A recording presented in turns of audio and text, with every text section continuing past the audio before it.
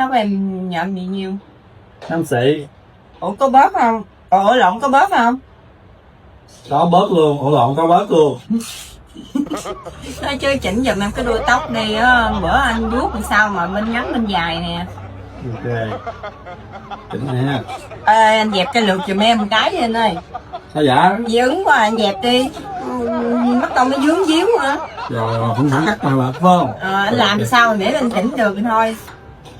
Em thấy á, là thường chỉnh tóc cho nó bằng là ta thảy rồi sao mà anh chỉnh anh để trước không vậy?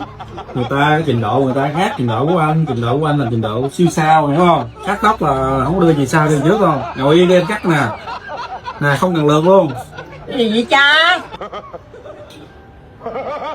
Em cứ ngồi yên em cắt cho. Ủa bộ phải đụng vậy mới được hả? Vậy tóc nó mới thẳng. Em là thợ hay là thợ? Ngồi yên đi. Như trong nghề mới biết.